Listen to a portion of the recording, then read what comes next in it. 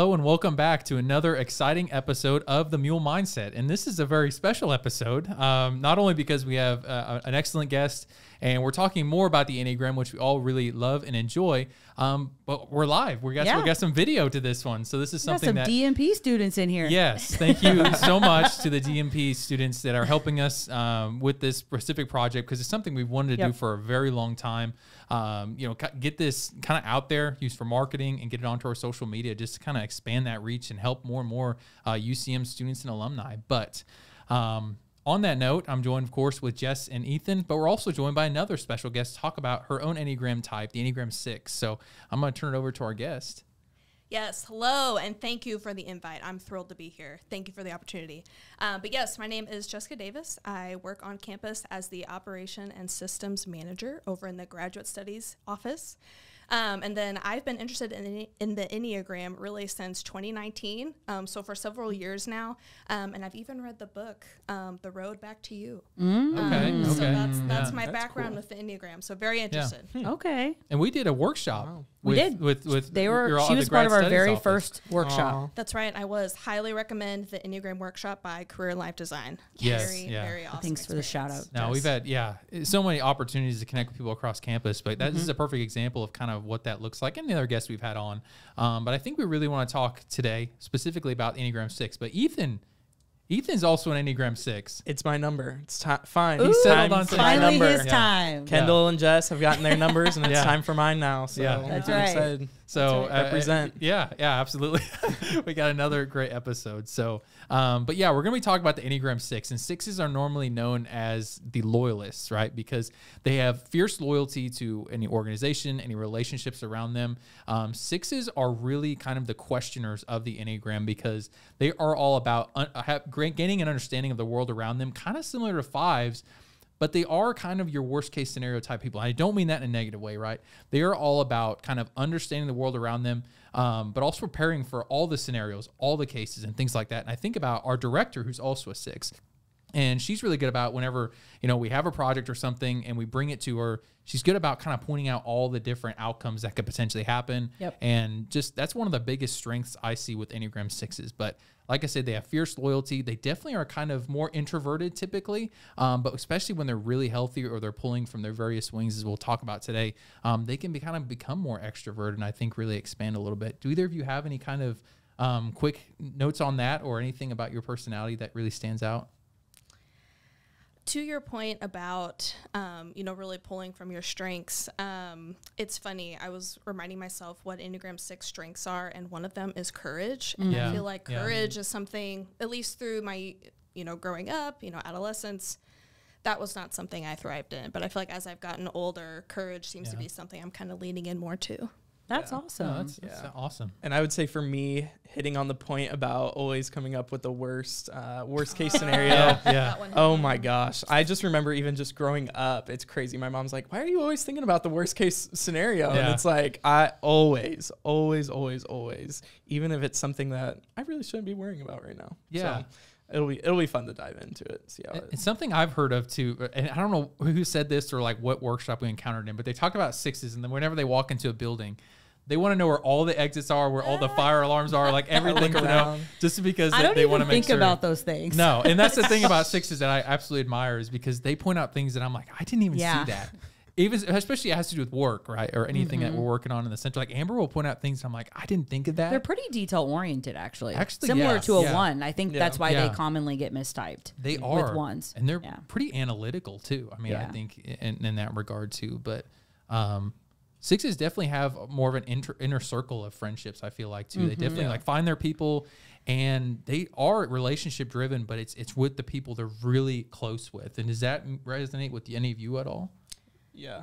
Go ahead. Yeah, definitely. I mean, I feel like I stick with the same, like growing up, my friends, I'm still friends with all of them. I really don't. Same with the friends I've made my freshman year of college. I've kind of just stuck with them. I'm not kind of going back on that introverted piece. I'm not always super extroverted. So I like keeping to my group of people, and I'll talk with them, and I don't know. I just like to grow on those relationships. Yeah, so. Absolutely. Do you think it's the trust and the loyalty for that? Like you're afraid that maybe if you go out of that inner circle the trust and Big loyalty time. won't Definitely, be there. yeah. Definitely. Big time. Yeah. And kind of finding like, do you find that you're kind of like a chameleon sometimes, like with your friends? Like if your friends are like want to have a good time, you're like, all right, like I'm, along with the ride now. I feel like that's Amber to a T. That's definitely me. Or if your friends are, more like quiet and chill, then you kind of blend in very much. And I think that's kind of how sixes kind of navigate their relationships, or at least personally me. I can kind of match the tone of the room I'm walking into. Yeah, definitely. And I wonder if it has something to do with like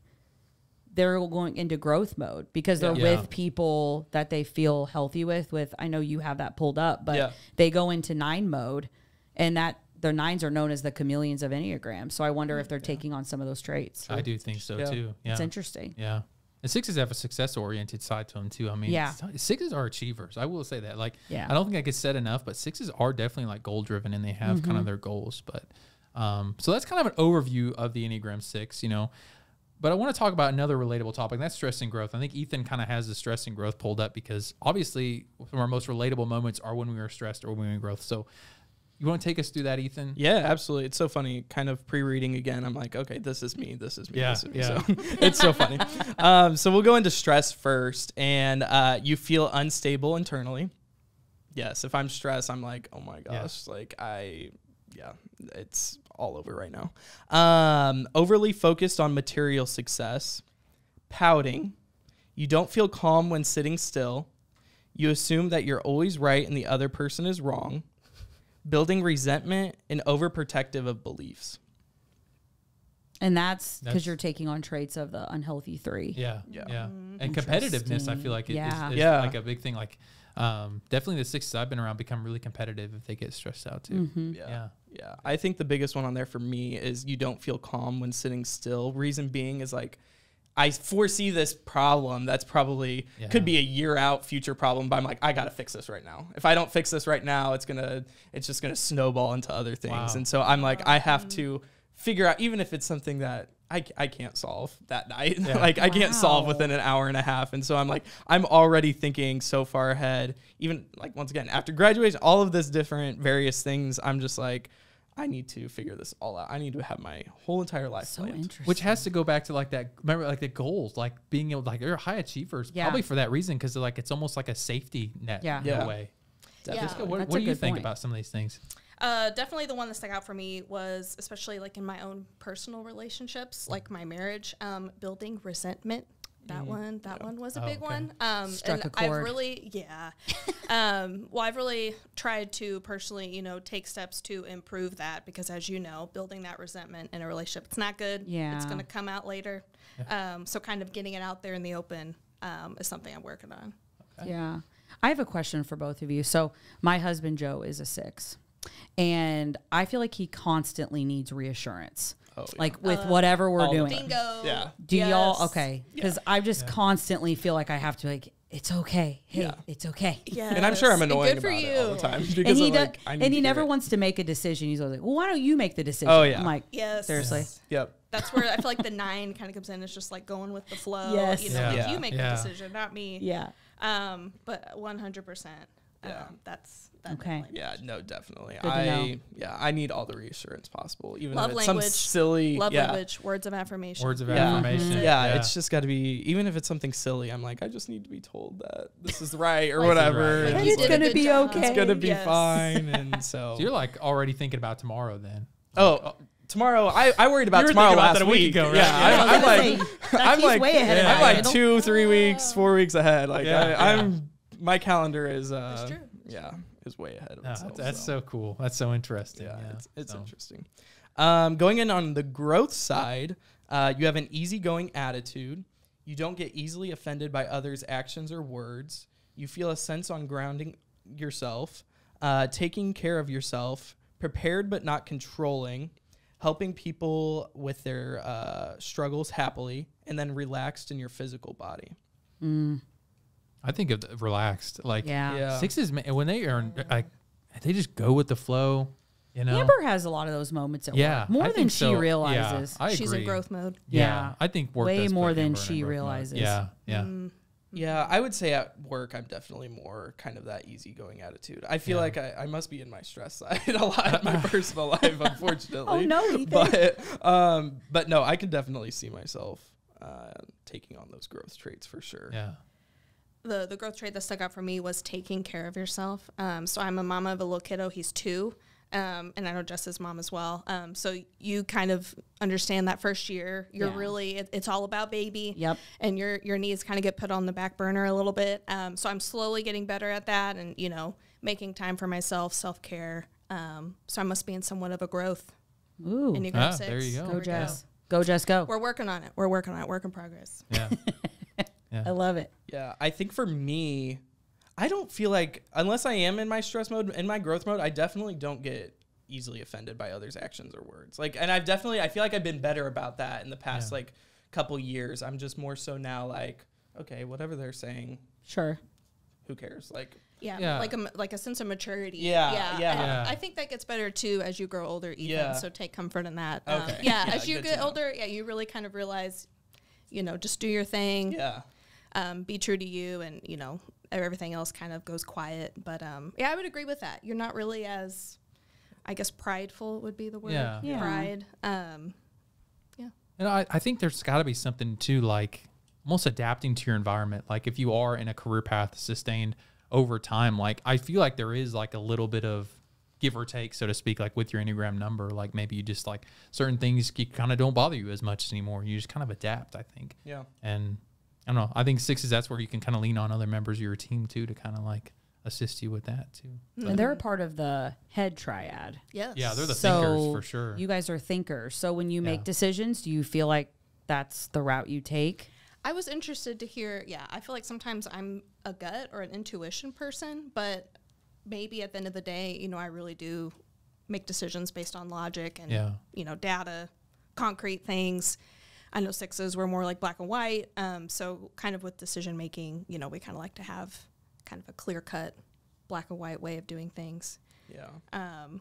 What do you think, Ethan? Yeah, I would definitely say I'm probably the thinker. Yeah, I will make sure I will lay everything out. I will do my pros and cons list, benefits, Yes. Oh, a good pro and con list. all of that, and I'll make sure that I'm making the best, of course, like logical decision. But I do have my moments where it's like, okay, this is my gut feeling, even if it might seem like it's a little bit off of what I'm thinking. I will go with my gut, but I would say 99% of the time, I'm always going with what I think is the most Which logical. is what's good for them because they take feelings out of every decision where we don't. We kind of put we're more in the heart feeling. triad. We put more feeling into our decisions we make. Definitely. Definitely. And so something I saw one time, it was talking about like how to support 6s at work. And one of the things to talk about is like give them space to ask questions and don't make it feel like it's a liability or something to ask a lot of questions. Does that resonate at all? Like, are you guys big question askers? I don't know. I don't work with you as much, Jessica, but I would love to hear kind of your thoughts on that. Yeah. I would say, as I'm more in growth mode, I will say, being willing, having the confidence to ask questions and maybe not be thought down on, why is she asking so many questions? Why doesn't she understand the process? Things like that. No, I feel like definitely more so as I've gotten older. Yeah. Ask the questions. Yeah. A lot of times those questions will lead to great things too, or just point out things that once again, maybe somebody else was like, oh, that's a good question. I guarantee that happens. I feel like Amber always has that. Yeah. Like anytime Kendall and I are working on a project together, we should get Amber's opinion because she always comes in and has like some question that we're like, oh, we didn't think about that. Because I think 6s are good at looking at all sides of a situation. I think they're really good problem solvers. Absolutely. So. I agree. I will ask a bazillion questions. And I even just thinking about my internship this past summer, like, of course it's an internship, so I was asking questions based on that, but I was like, man, I feel like I'm asking so many more questions than everybody else. And it would be something, and I just remember my manager would be like, oh, wow, that's a really detailed question. Yeah. So he was like, I never even would have thought of that. And I was just like, oh, okay. I guess it is true. Yeah, I just like asking questions. Well, I want to make sure I have the whole picture before But see, that's as a boss, I mean, as your current boss, I appreciate that about you, right? Because I think people who ask questions, then I know that they're just not going to jump in and do something. They're actually wanting to make sure they do it correctly. And I don't know. I never mind when people ask me questions. I'm like, please ask me. Yeah, I will definitely continue to ask me questions. Yeah. Those are the supervisors 6s appreciate. Yeah. There you go. Yeah. There you go. Well, so we talked about growth and stress. Let's talk about wings a little bit, because that's another one that we've covered quite extensively. Jess, you want to talk about wings a little bit? Yeah. So like we've said, every episode, they're the opposite sides of your number. So 6s are going to have pull that wing 5, which is going to be that more logical, analytical, introverted side to a 6.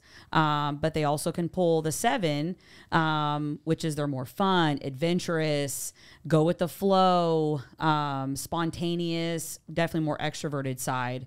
So do you guys feel like you're kind of more balanced on either side, or do you feel like you kind of pull more from, I know Amber always says, I never use any of my wing 7, so, which she does. She doesn't know that she does. Yeah. We've seen it. We've seen it for sure. Oh, I'm sure. I would say I'm definitely balanced, more wing 5 and wing 7. I'm technically a wing 5. And I would say that's kind of more the introvert. I call myself an introverted extrovert. And I would say, just as you've summed up wing 5, wing 7, what a great way to explain that, because I can be the more extroverted, the wing 7, but I definitely thrive more in a wing 5. Yeah. I think for me, it definitely depends on the environment. And once again, it's kind of in that thing. I feel like as I've gotten older, especially the past year and a half, 2 years, my wing 7 has started coming out a little bit more. Interesting. And so it's like my wing 5, I definitely can see myself in certain, maybe whether it is work or more professional setting, whatever it might be. But definitely with my friends, I definitely am more on that wing 7 where I'm just go with the flow, a little bit more extrovert. I don't care if I'm about to meet 10 new people. It's just, I don't know. I definitely think for me, it just depends on the situation and all that. So interesting. Yeah. Okay.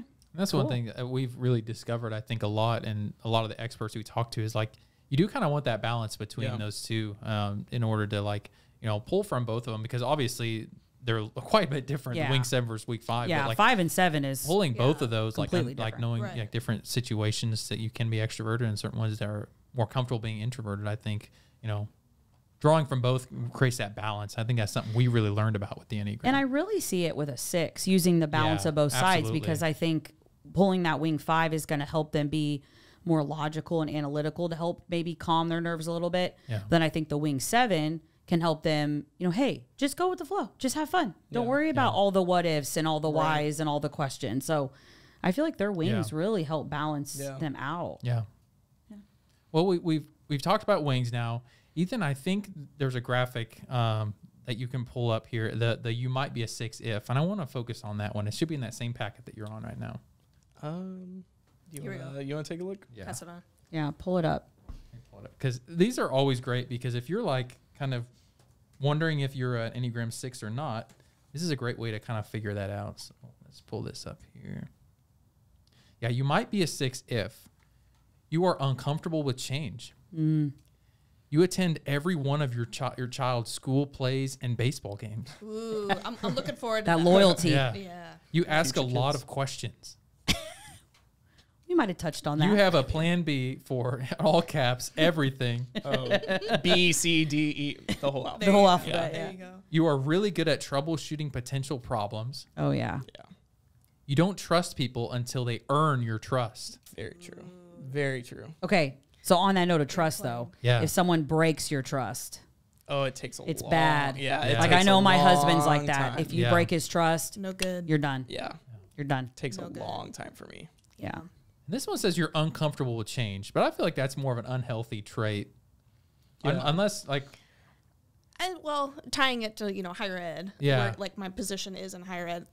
Higher ed is very dynamic. It is. A lot of changes, and so I do feel like I can tap into the 7 and kind of understand, things are changing. It's gonna be okay. Go with the flow.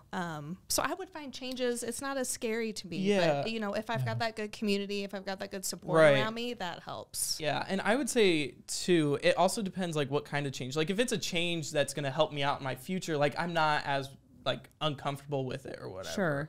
I don't feel like change bothers me too much. Yeah. I wouldn't say it does. I wouldn't say Amber would say that either. Yeah. That's an interesting one. Yeah. But, well, if any of those kind of resonate with you, there's a chance you might be an Enneagram 6. And of course, we always encourage you take the test, get your top 3 numbers, and kind of do some exploration on your own. There's tons of this information, as we know, on every podcast, and on, you can Google it. There's a lot of great stuff on Instagram. We found is a really awesome place to find stuff about the Enneagram, but there's always new articles. I sent a new blog to Jess this morning talking about kind of like burnout with employees, basically, and applying it to the workplace. So a lot of great content out there. So if you might think you might be a 6, well, take the Enneagram test and see if you can find out. Of course, we're always here as a resource. If you are a student, maybe you're interested in Enneagram type, any of us would be happy to kind of talk through the Enneagram with you. But thank you all so much for listening to another episode of the Mule Mindset. As always, kind of watch for our Instagram posts, and hopefully in the future, you'll be able to see some clips on our Instagram. So thank you all for listening to the Mule Mindset podcast.